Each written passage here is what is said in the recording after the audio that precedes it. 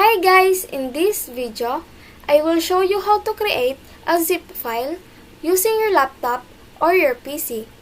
So if you want to know how to create a zip file, just keep on watching this video and let's get started.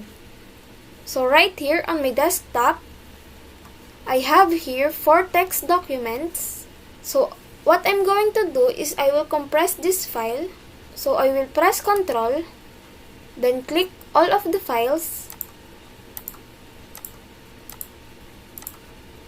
then right click one of the file,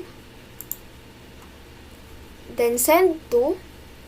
Then as you can see here, this is compressed zip folder. Then click this one.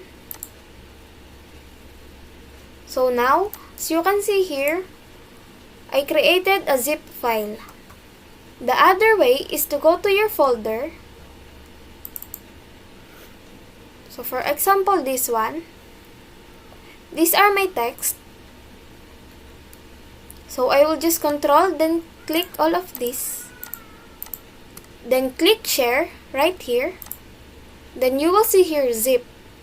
Click it. Then you will see here there is another zip file. And that's it. If this video helped you out, please consider leaving a like and let me know in the comments if you have any question. Have a good day!